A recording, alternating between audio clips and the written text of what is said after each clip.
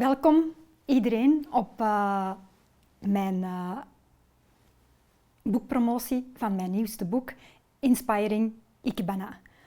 Voor degenen die mij nog niet moesten kennen, ik ben Ilse Beune, Ikebana kunstenaar en ik geef zogeheten Ikebana lessen en cursussen.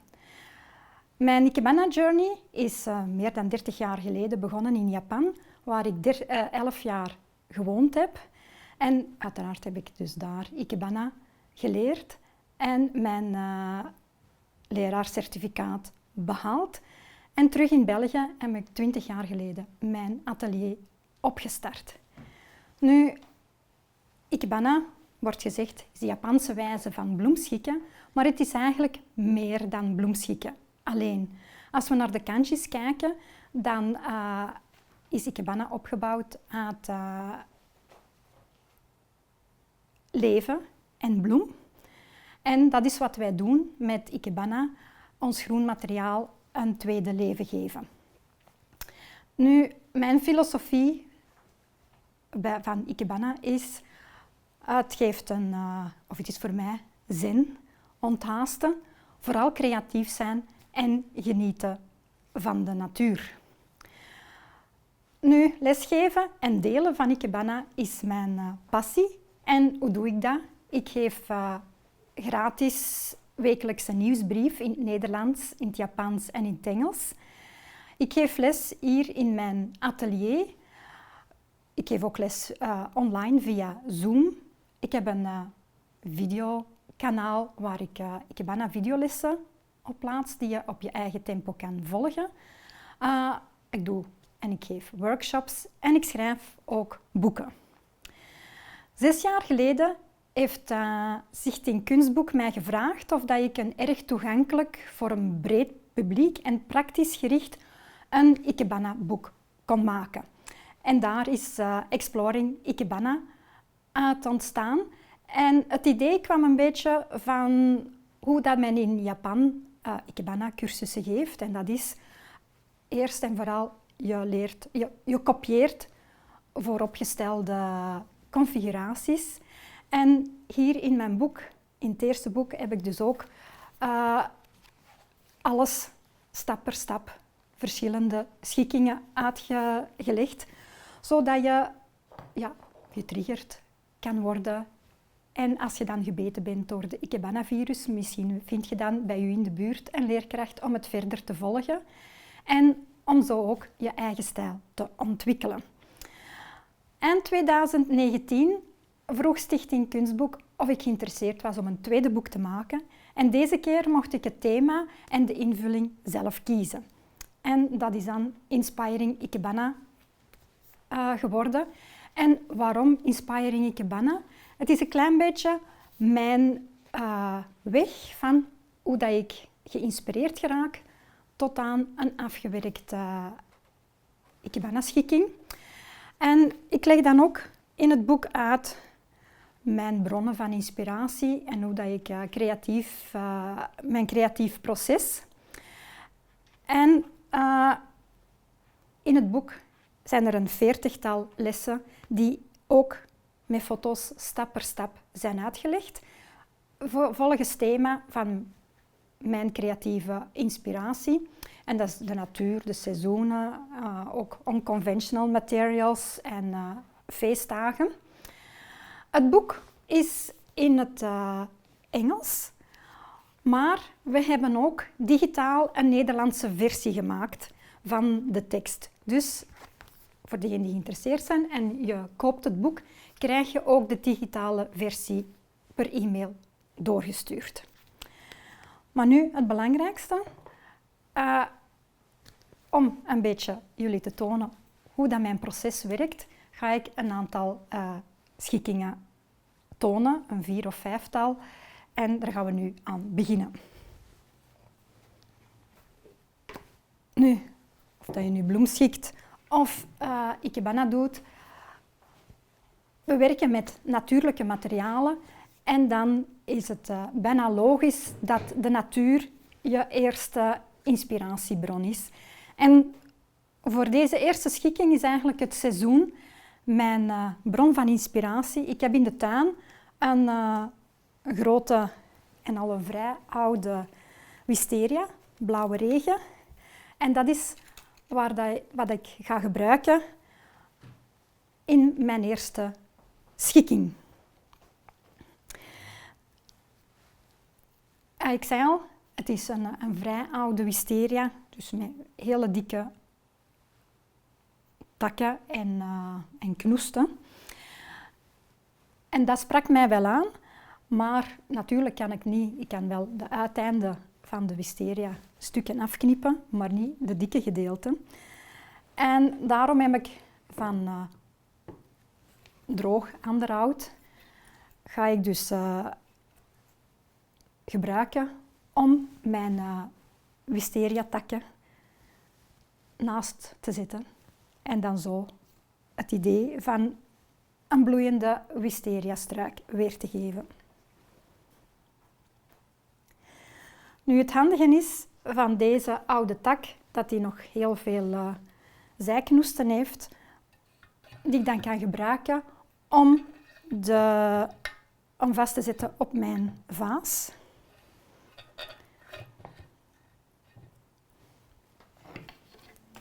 Maar om ze mooi te laten balanceren, gebruik ik de tweede tak.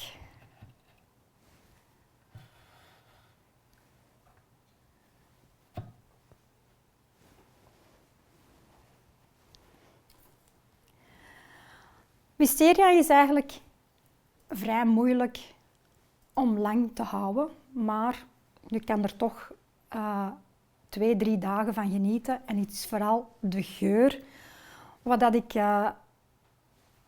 van geniet als dat binnen in huis staat. Want ja, buiten, en het is goed weer, kan je eronder gaan zitten. Maar mits dat hier veel regent, is het toch wel ook tof om van de geur te genieten als je een schikking in huis hebt. Wat dat belangrijk is, om de wisteria goed te laten drinken, is dat je van het onderste gedeelte de bast afschraapt en dan ook onder water knipt en dan nog een inkeping geeft, zodat ze genoeg kan drinken. Dus toen ik ze van de struik geknipt heb, heb ik dat direct gedaan en dan zo in water gezet, zodat hij goed water kon drinken. Dan even zien met welke tak dat ik ga beginnen.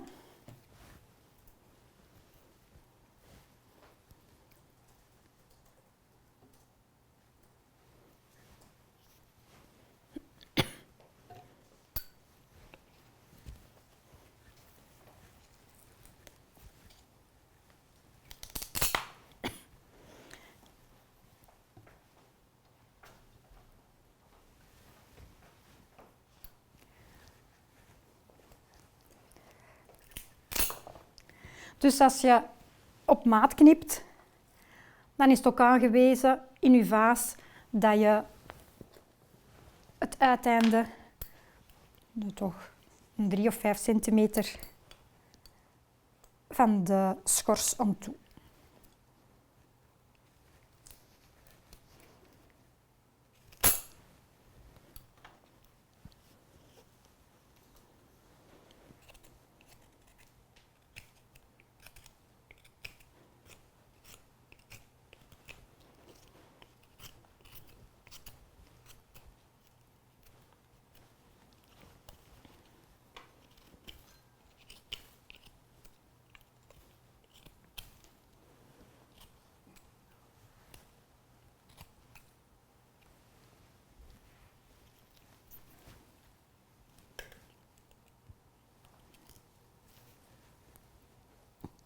Het is wel heel hard hout. Oeps. Ja.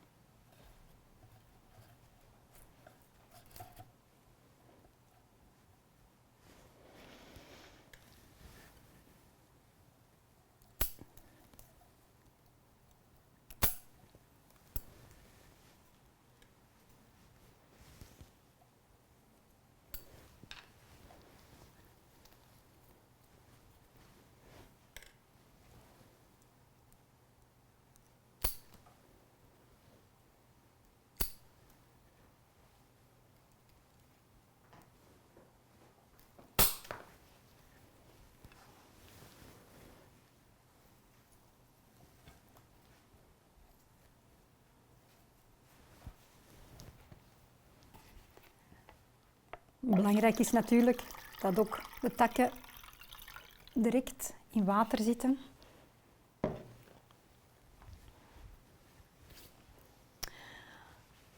Dus nu heb ik hier mijn bloeiende wisteria-takken, maar ik kan er toch nog een contrasterende kleur bij brengen.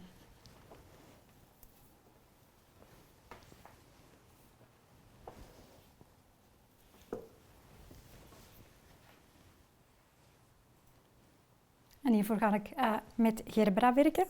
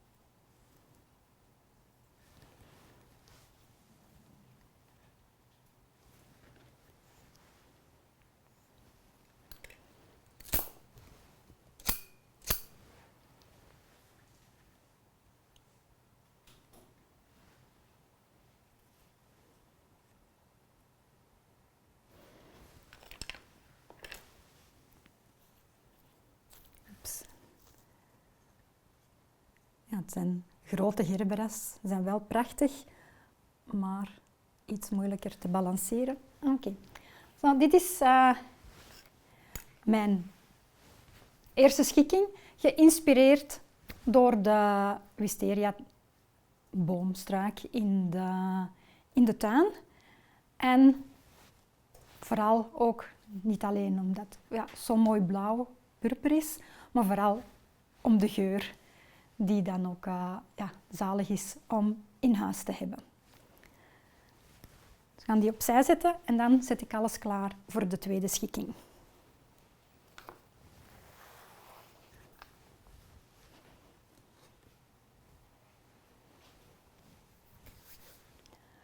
En wat zijn de vragen? Ja. We gaan een aantal vragen beantwoorden.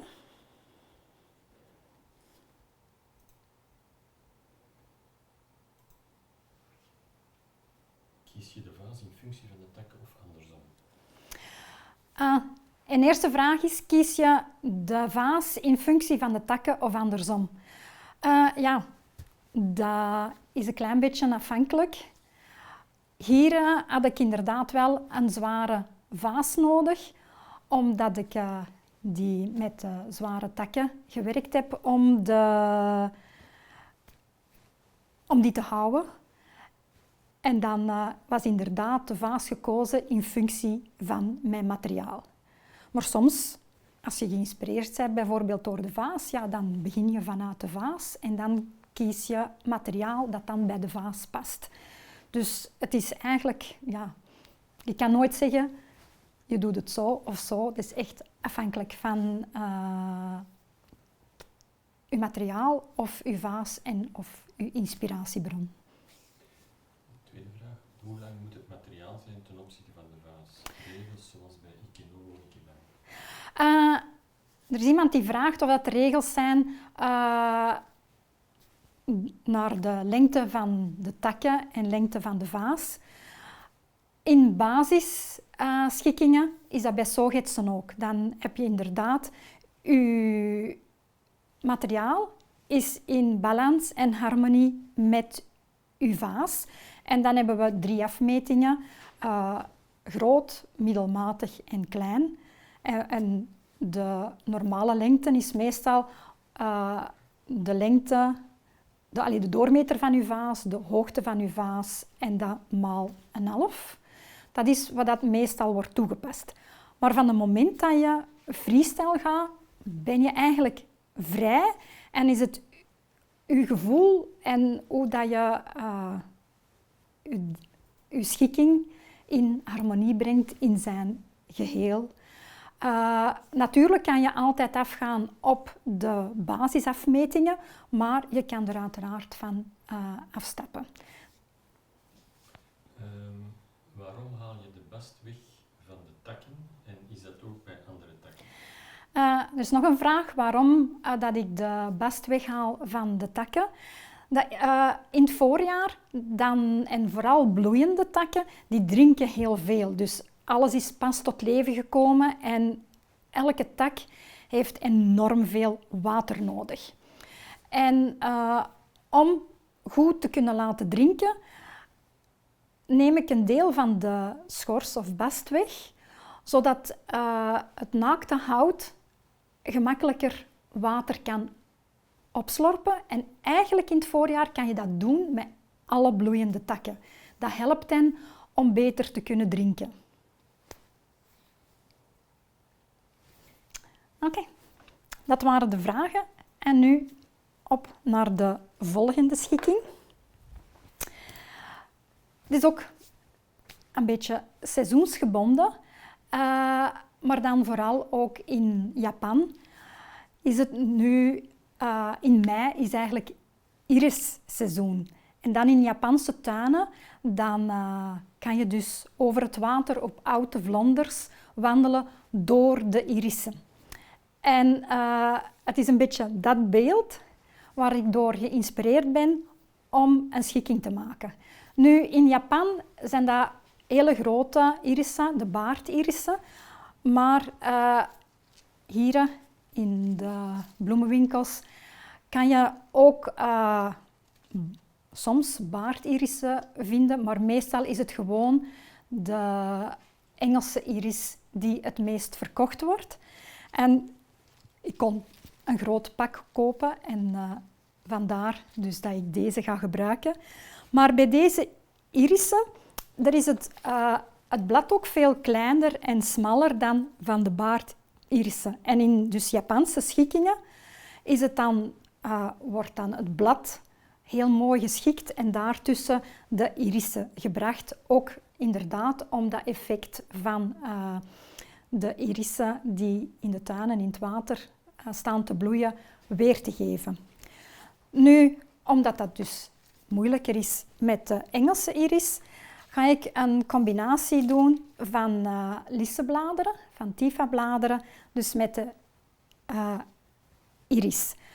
Ook ga ik niet echt traditioneel werken, maar ja, eigenlijk vrij en dus dat de wind door de bladeren zijn gegaan en mijn bloemen ga ik in massa gebruiken. Ik heb hier 2 driehoekige houten bakken. En dat is een beetje het watervlak, maar ook de illusie van een pad dat je volgt.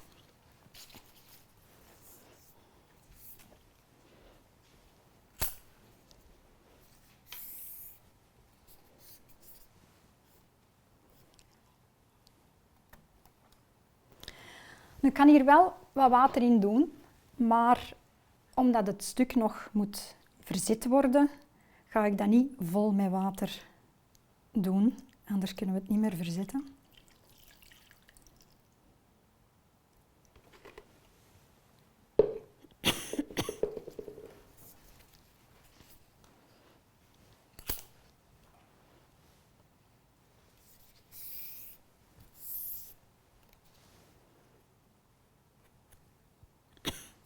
Ik heb ook verschillende kenzans in mijn vaas gedaan, in de schaal gedaan.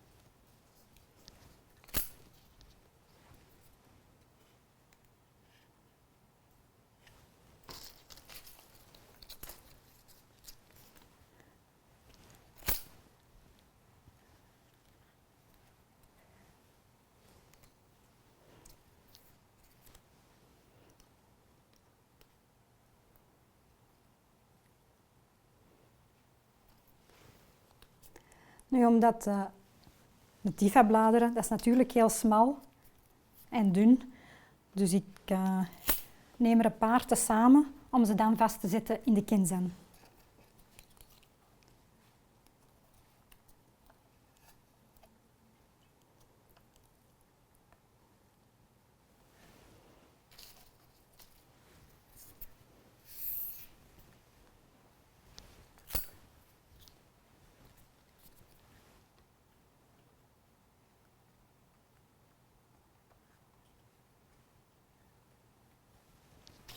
Oeps.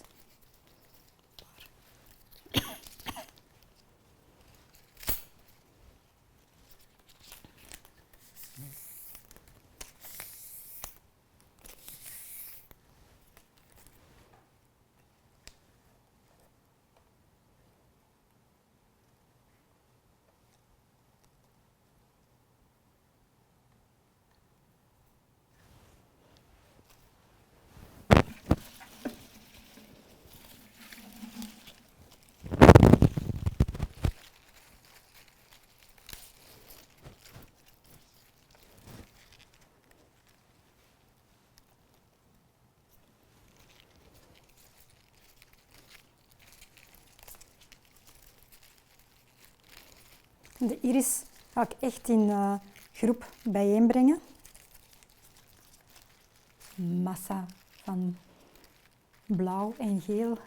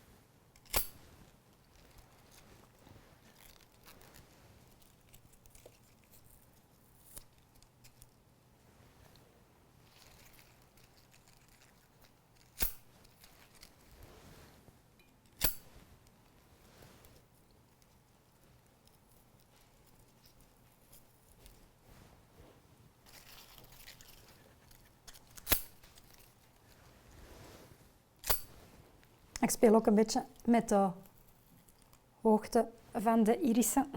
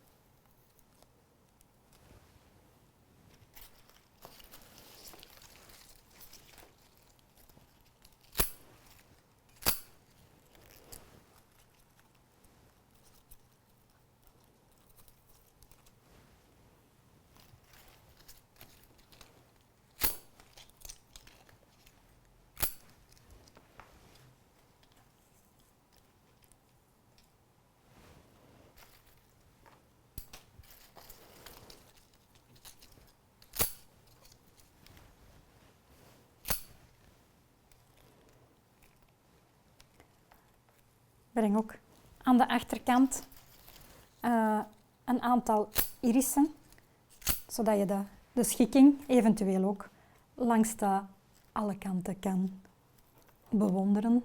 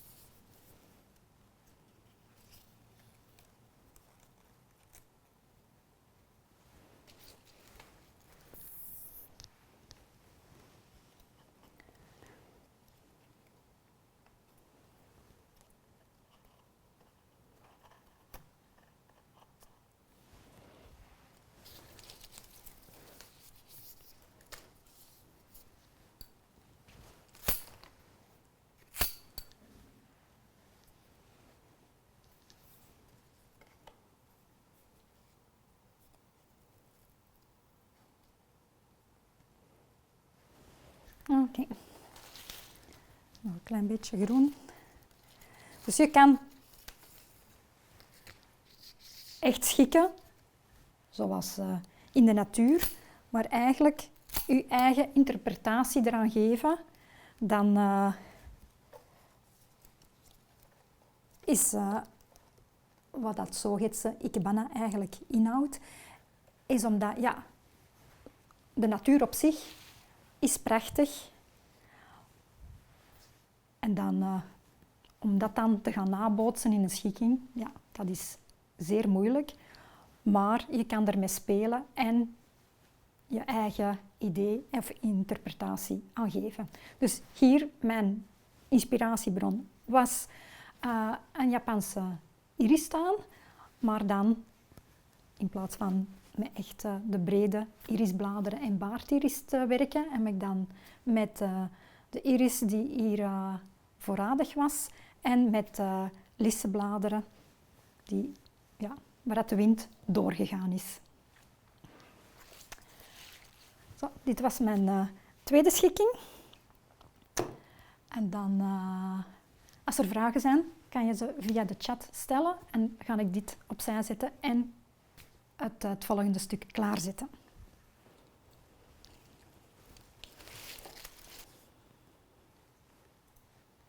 Zo, er zijn een aantal vragen die ik nu eerst ga beantwoorden.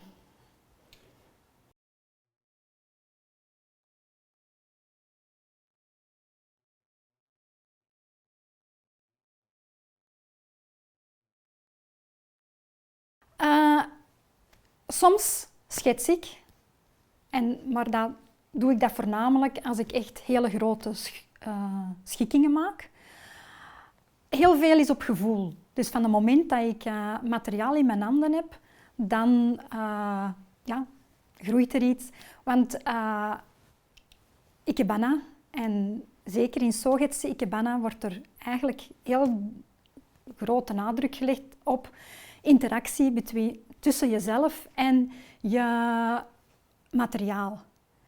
Dus dat je niet zegt van oké, zo wil ik het hebben en mijn materiaal gaat luisteren. Nee, jij luistert ook naar je materiaal. Dus het is van het moment dat je je materiaal vast hebt, dat je voelt van het is flexibel of het is stroef. Of ja, dan voel je wat je ermee kan doen en dan een idee komt daaruit. En heel dikwijls is dat zeer organisch dat een schikking groeit. Natuurlijk, nu hier, doordat ik van echt nu de eerste schikking was van ja, ik heb dan mijn wisteria in de tuin staan die prachtig aan het bloeien is. En dan is dat van, oh ja, daar wil ik mee werken. En dan heb je al min of meer een idee en door dat wisteria, dat is afhangend. En dus je werkt dan vanuit de hoogte, zodat de takken of de bloemen vrij kunnen hangen. En ja, het is eigenlijk altijd anders. Dus soms is het echt van, ja, ik heb een opdracht en dat moet perfect uitgevoerd worden. Dan inderdaad schets ik en probeer ik van alles uit. Maar met gewoon schikkingen is het heel veel op gevoel.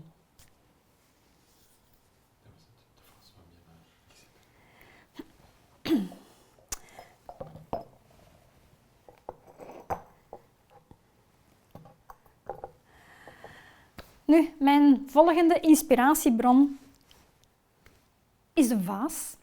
En een van mijn studenten, Marijke Fortuyn, die is pottenbakster en maakt erg originele vazen. En ik mag er dan dikwijls mee spelen of een vaas uitproberen. Nu, dit zijn allemaal kleine vaasjes die je op elkaar kan stapelen. Het komt echt, het is vers van de pers. En ik dacht van, oh wauw, dat wil ik uitproberen en eens zien wat je ermee kan doen. Dus heeft daar ook, alle vormen zijn anders, alle hoogtes zijn ook anders. En dan soms zit er 1 of 2 gaten in, waardoor dat je dan materiaal aan de zijkant er kan inbrengen. Want ja, als je stapelt, dan je moet er nog wel aan kunnen om je materiaal water te geven. Dus dit is echt nieuw. Voor de eerste keer dat ik hier een schikking in ga maken. En laat ons hopen dat het goed gaat lukken. Ik ga met Anthurium en Liriope werken. Ook een beetje toen dat Ben deze vazen zag en de manier waarop dat ik ze opgestapeld had. Hij zei van, precies zo, hij moest aan de Azteken denken en aan beelden van de Azteken. En vandaar dan dat ik dacht van, ah ja, Mexico, Anthurium. Ik dacht van, ik ga met Anthurium werken in deze vaasjes. Dus ik kan die eerst opstapelen, maar dan ook wel water in doen. Want ja, van het moment dat ze gestapeld zijn, dan kan ik er geen water meer in doen.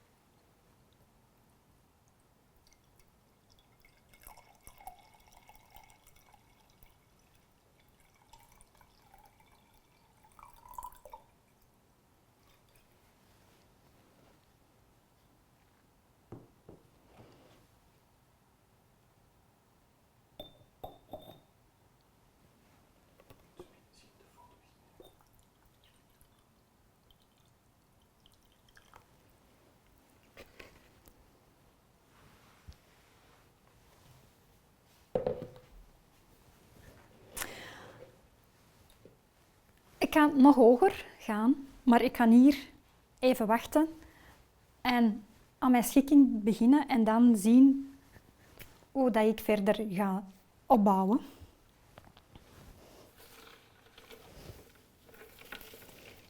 Materiaal nog klaarnemen. Dus ik heb Liriope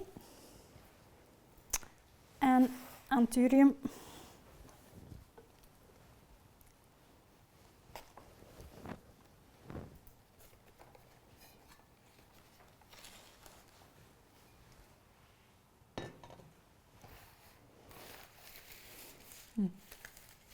Ik wil de langste bladeren.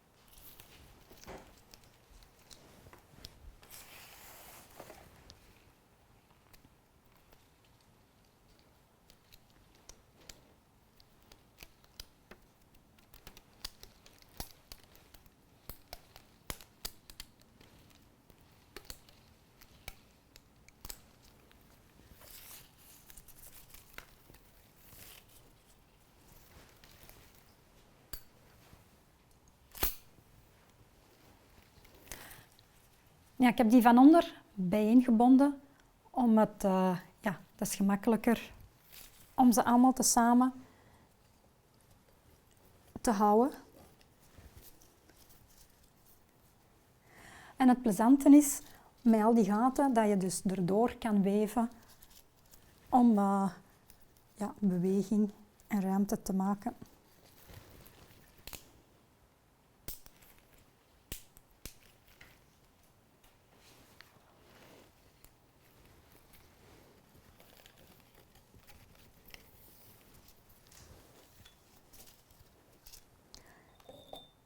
Ik neem het bovenste er even af, zodat ik eraan kan om door de gaten te gaan.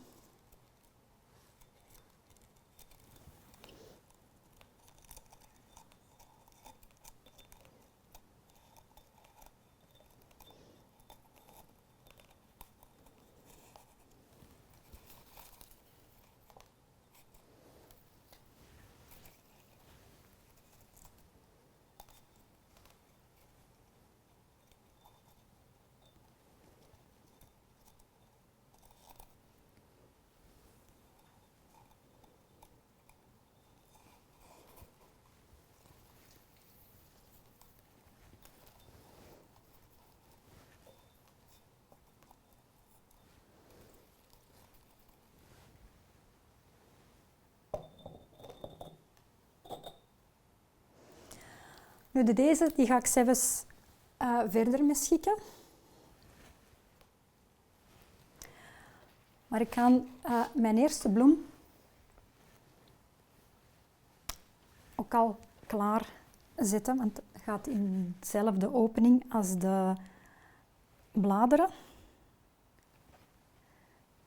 Door de warmte van je hand kan je anthurium heel voorzichtig buigen.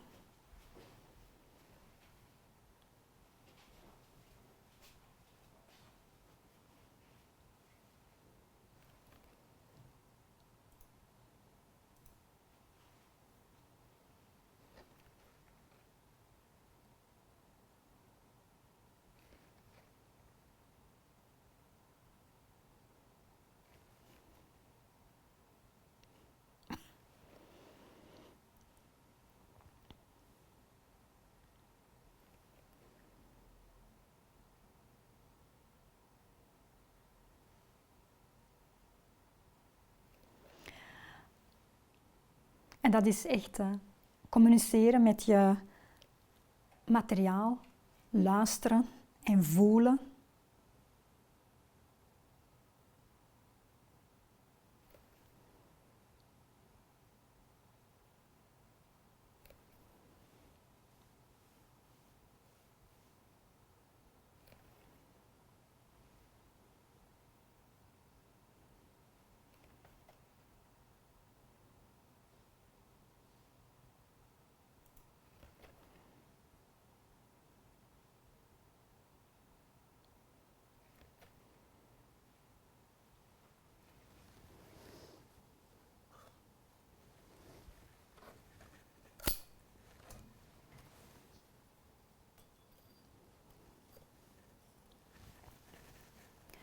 Nu, uiteraard, alleen blijft dat niet zitten. Dat had ik op voorhand wel al even uitgeprobeerd, of dat mijn idee wel zou lukken. En ik heb dus een tweede bloem nodig.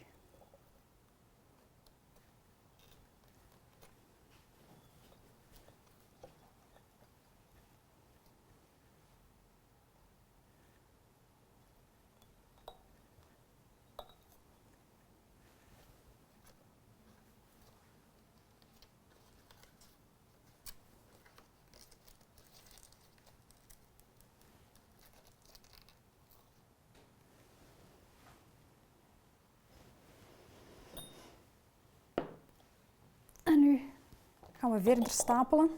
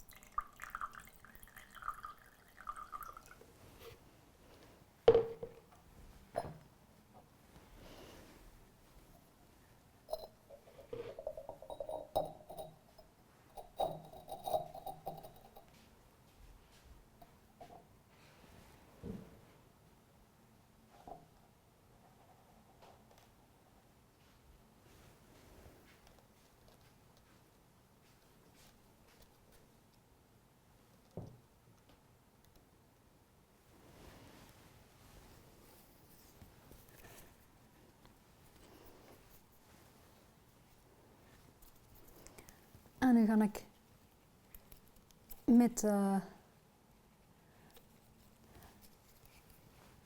liriopenblaren die nog los liggen verder spelen.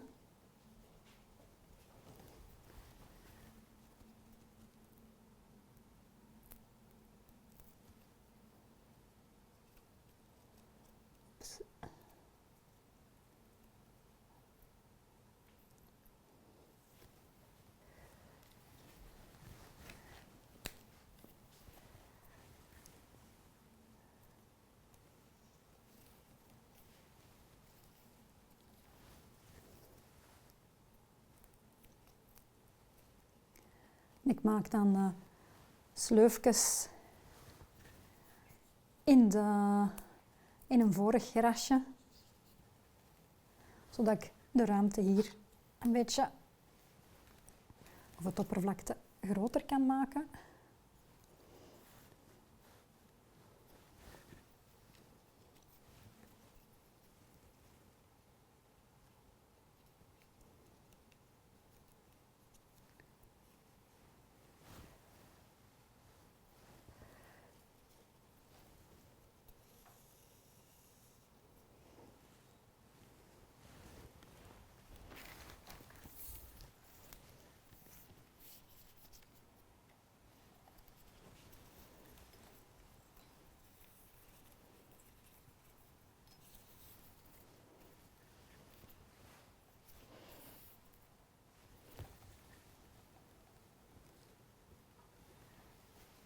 En dan kan je ook halverwege, als je dan zegt van,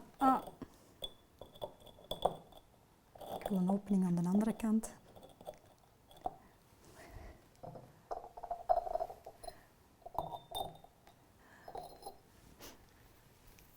Ja, toffe vaasjes om mee te spelen.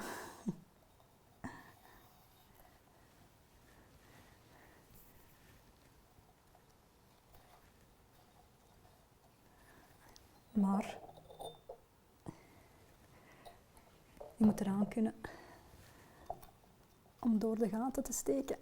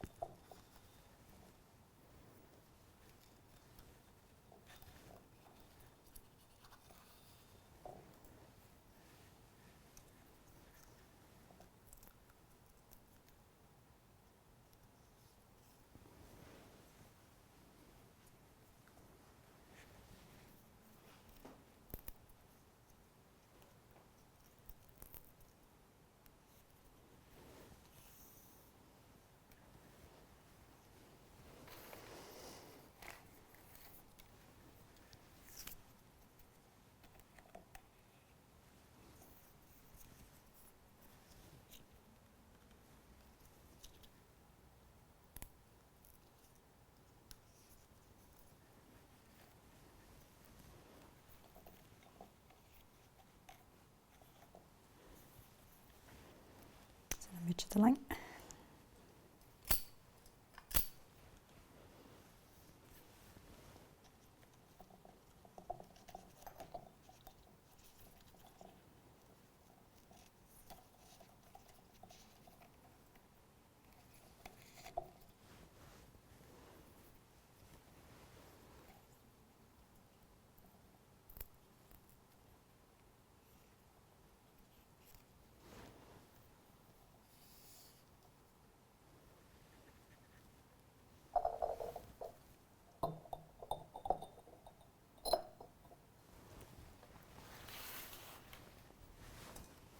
Oké. Zo, dit is een schikking geïnspireerd door een vaas en gebruik gemaakt van het karakter ook van de vaas en de gaten en met gras gespeeld. Het lijkt of dat het doorloopt en dan een hevig kleurelement.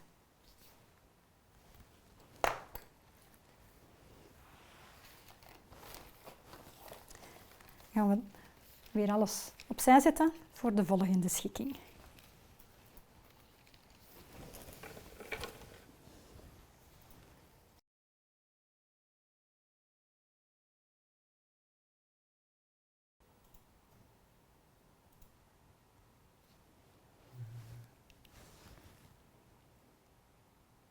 Moeten grassen altijd onder water geknipt worden? Er was nog een vraag over de vorige schikking, of dat grassen altijd onder water geknipt moeten worden. Eigenlijk is het beter om elk levend materiaal onder water te knippen. Dan ben je zeker dat het water gezogen heeft in plaats van lucht. Nu, grassen zijn en heel veel bladeren zijn vrij sterk en kan het dikwijls geen kwaad. Maar zeker als je voor ergens een schikking maakt voor een tentoonstelling of dat het lang moet staan, raad ik aan om toch altijd alles onder water te knippen.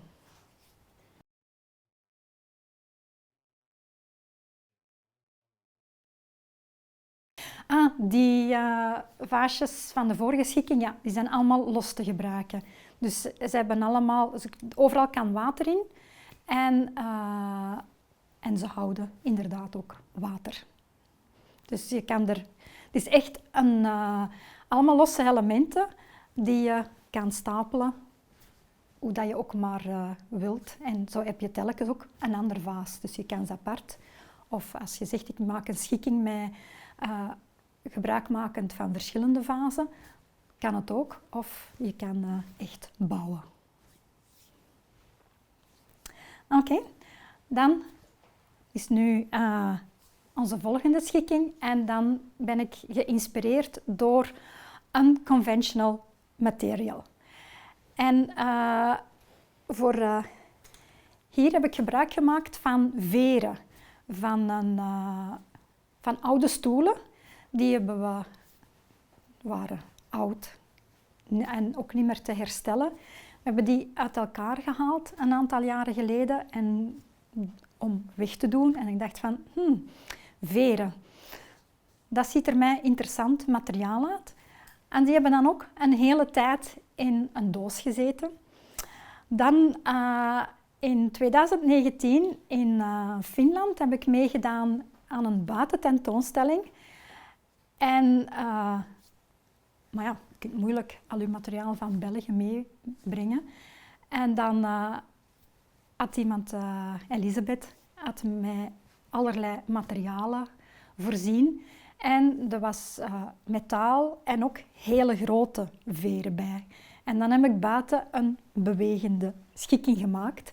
En op dat moment dacht ik van, ik heb thuis ook veren. Wel geen grote industriële, maar kleine. En dan ben ik daarmee gaan spelen. En heb ik die zijn natuurlijk aan elkaar gebonden. Ook gezet op een houten plaat met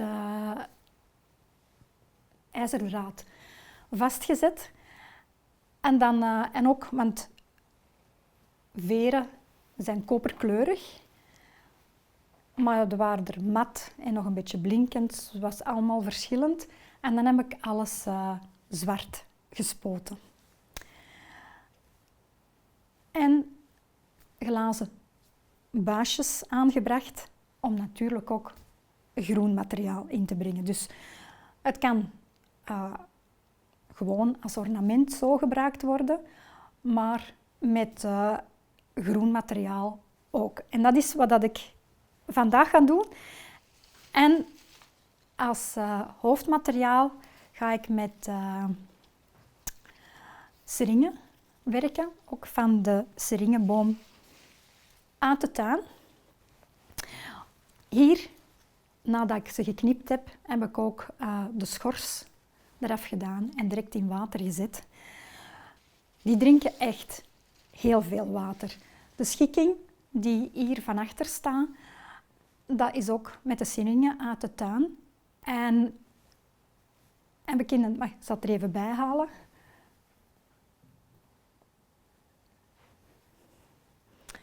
En heb ik in een glazen vaas gewerkt om een beetje een zwevend effect te creëren.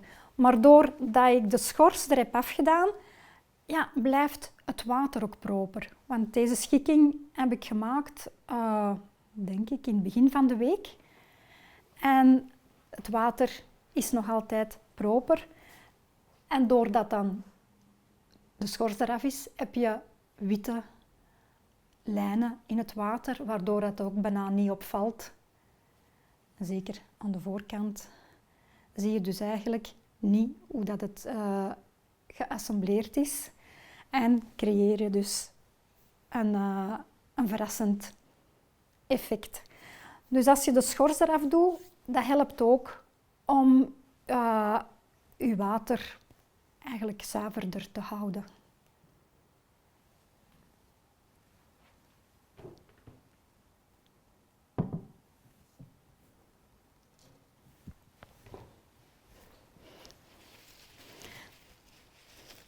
En ook, er is heel veel, er is wat mos op de takken. Ja, en dan ziet je water direct groen.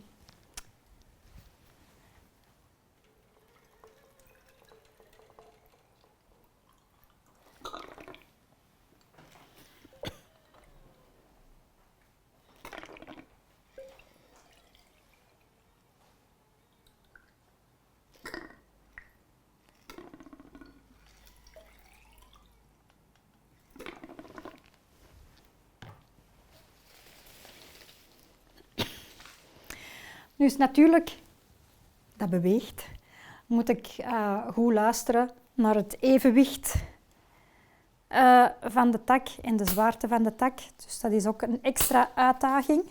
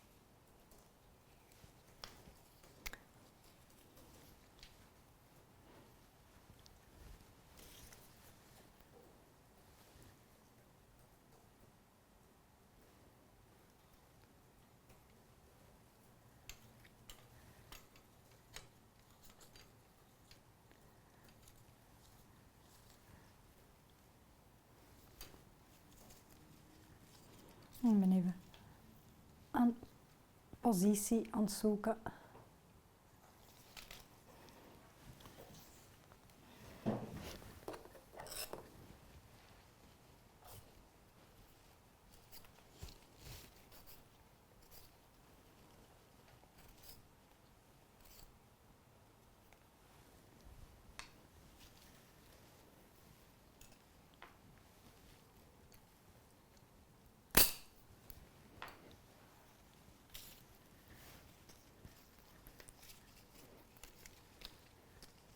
Een groot deel van het blad heb ik eraf gehaald, zodat het water echt naar de bloemen kan gaan.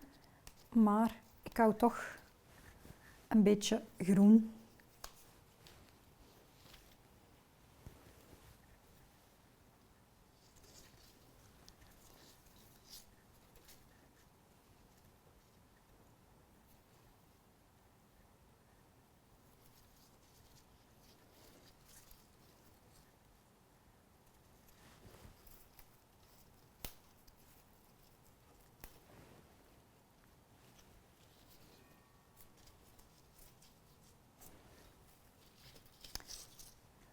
Jong blad en jonge takjes, dat is nog flexibel, waardoor dat je kan spelen en het vastzetten.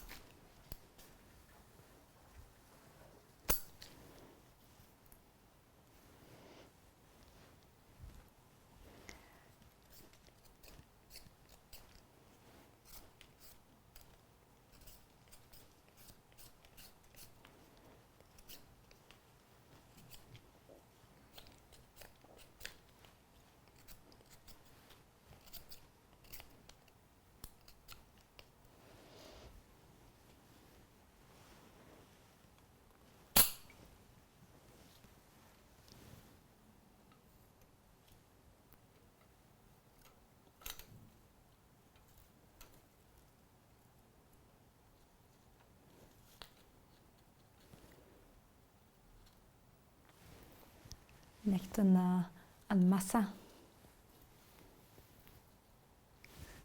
van geur, denk ik. Het is echt zalige geur.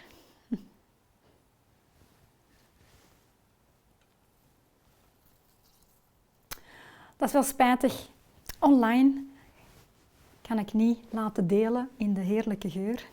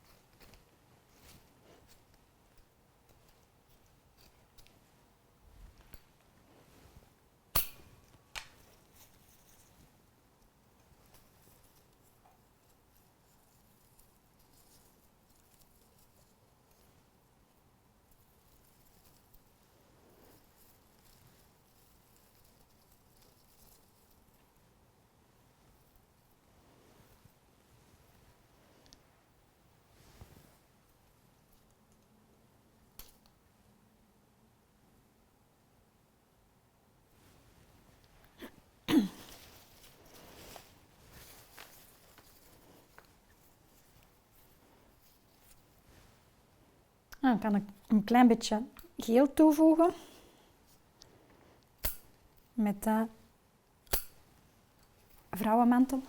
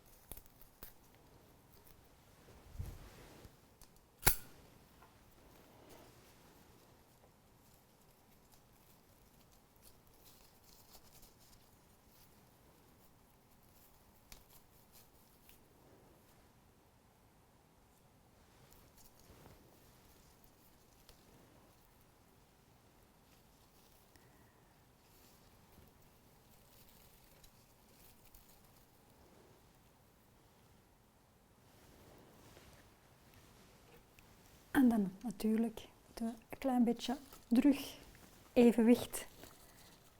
Maar toch dat het kan wiegen.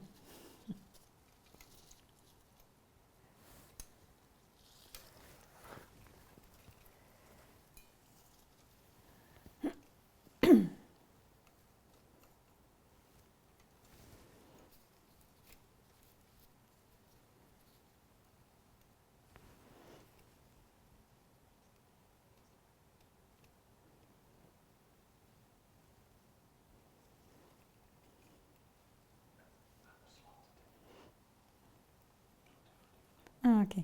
Ik heb ergens een glazen buis uit zijn evenwicht gebracht.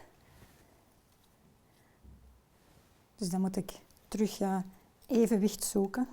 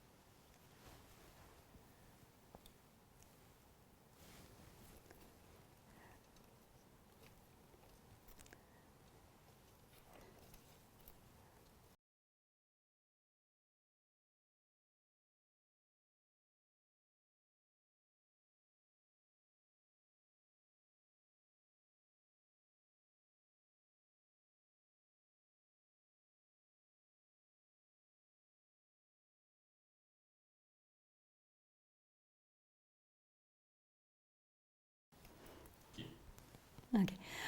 Ja, dus ik heb de grote pipet van achter uit zijn evenwicht gebracht.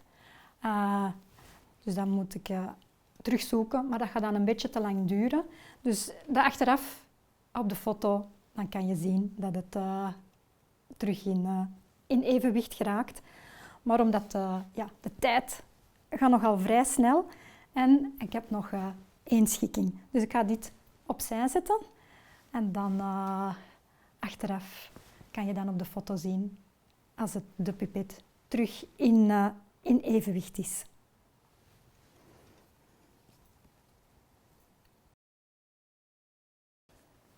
Iemand vraagt hoe dat baasjes zijn vastgemaakt. Die zijn ook allemaal vastgemaakt met ijzerdraad. En achteraf heb ik alles ook, de ijzerdraad ook mee zwart geschilderd, zodat je dat op het einde niet meer ziet waar dat waar aan vasthangt. Oké. Nu, voor de laatste schikking was ik geïnspireerd door een tentoonstelling dat ik een paar jaar geleden heb gezien in Parijs. Met allemaal sculpturen en ornamenten gemaakt uit bamboe. Die waren ook al bamboe, fijne repen bamboe, in elkaar geweven. En ja, had je dus prachtige dingen. Weven, dat is iets dat ik zelf ook heel graag doe en veel doe, met alles wat dat maar weefbaar is. En ik had nog enkele pakken houtstrips en daar ben ik mee aan de slag gegaan. Dus dat is een houtstrip. En daar heb ik dan eerst zo platte matjes van gemaakt. Wat je nodig hebt is geduld en veel wasspeltjes. Want dus alles wordt eerst vastgehouden met wasspelden. En dit hier zijn 3 matjes. En dan breng ik die samen en met de uiteinden begin ik dan terug te weven. Je hebt ook een beetje plek nodig. En dan begin ik dus terug te weven.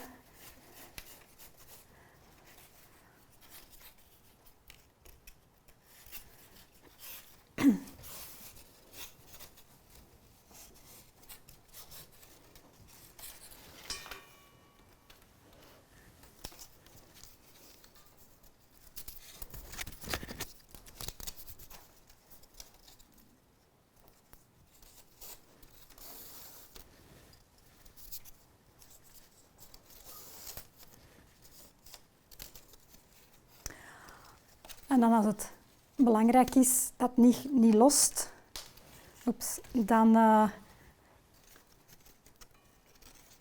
gebruik je terug een wasspeld om het vast te steken.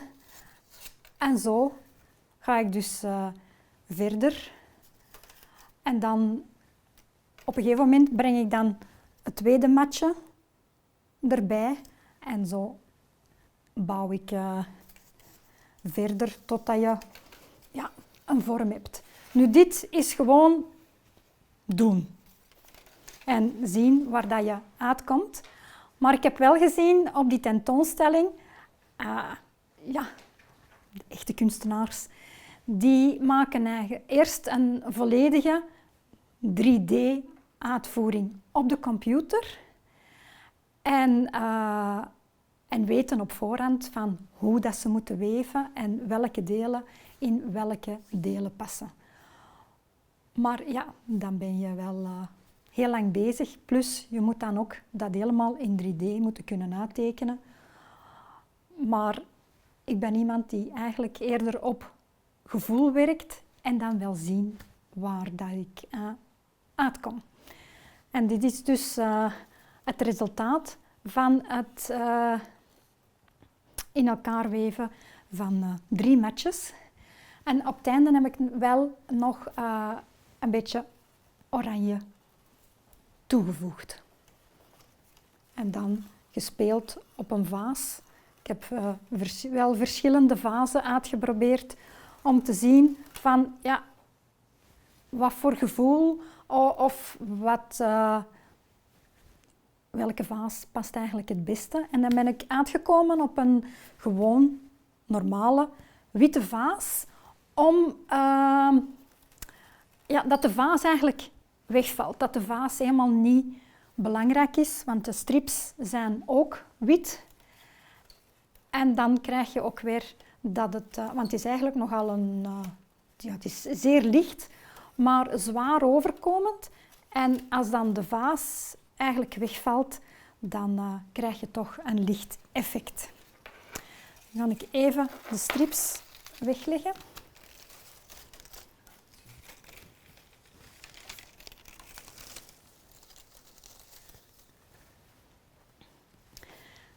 En ik kan ook nog een klein beetje opzij schuiven. Nu, om van voor eraan te kunnen, dat is een beetje moeilijk. Dus vandaar dat ik dat hier op een matje gezet heb, zodat ik dan ronddraaien om overal aan te kunnen. Ik ga met Monstera werken en met Hydrangea.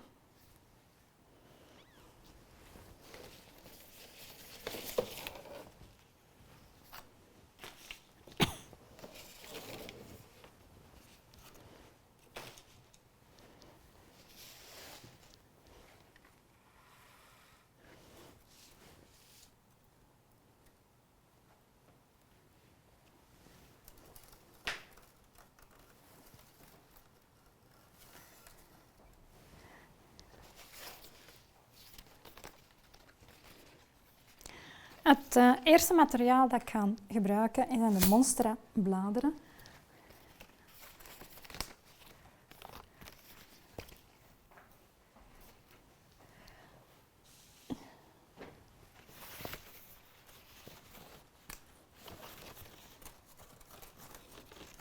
Ik heb wel al water in de vaas gedaan om ze te verzwaren en dat ook alles direct in water zit, want ik kan er daarna bijna niet meer aan, denk ik.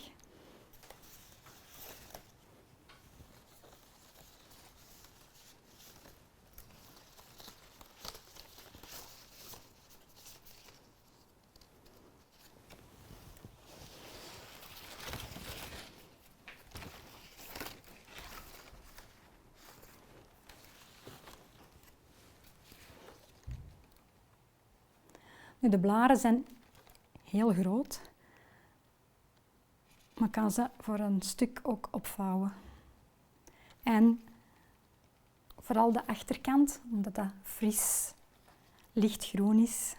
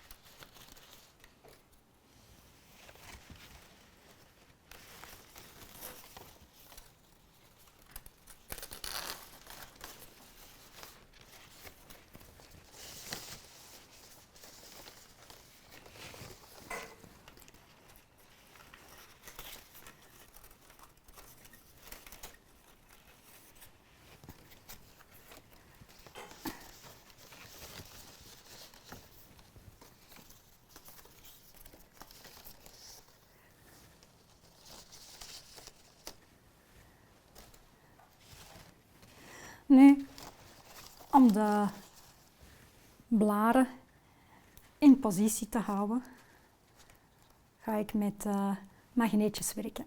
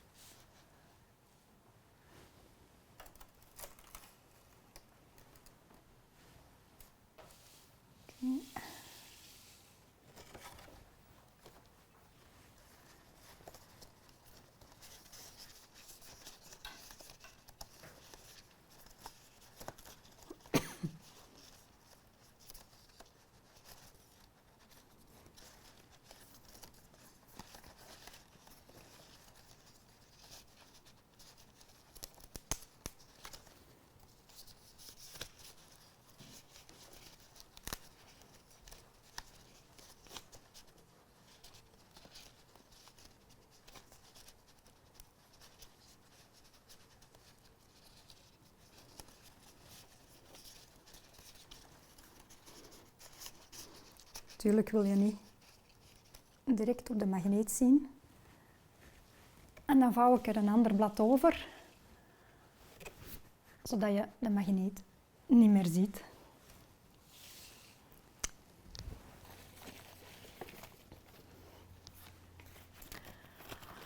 En dan ga ik nu de hortensia's toevoegen. Die heb ik op voorhand in aluin gediept, zodat ze mooi stevig blijven en ook water kunnen drinken.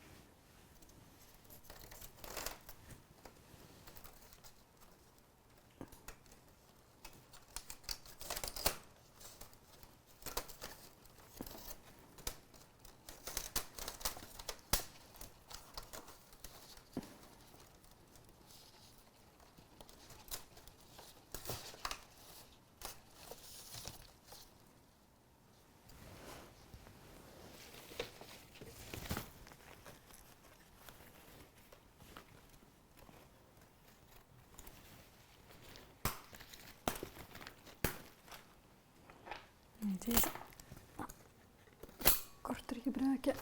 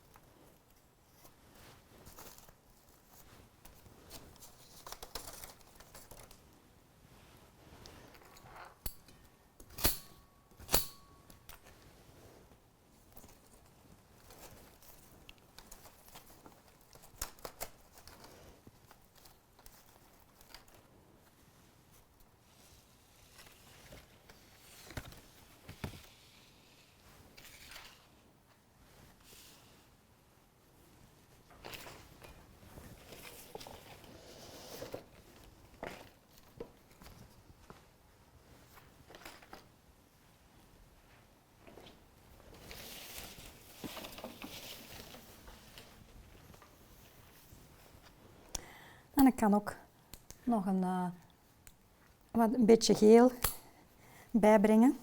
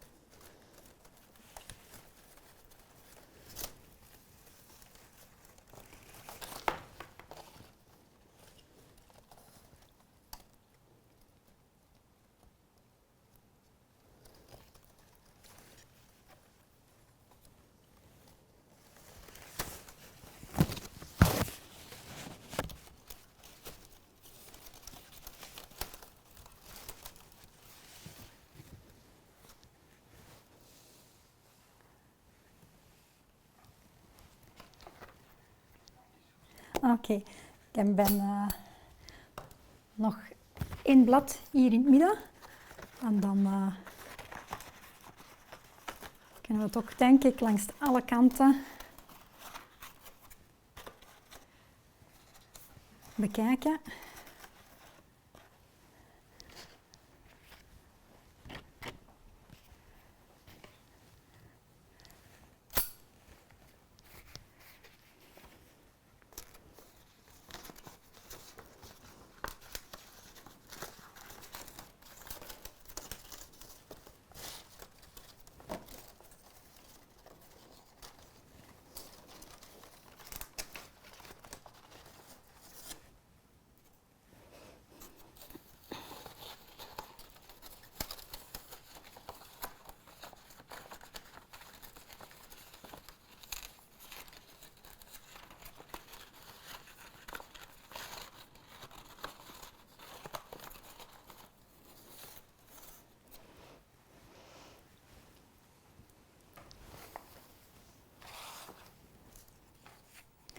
Zo, dit is mijn laatste schikking, gebaseerd op wat ik gezien had van de bamboe-sculpturen, maar dan met mijn eigen interpretatie met woodstrips, maar dan gecombineerd met groen materiaal.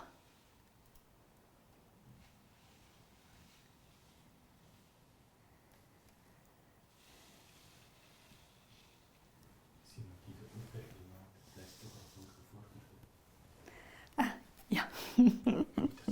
Ja, iemand zegt van dat is voor gevorderden, dat is inderdaad zo, ja.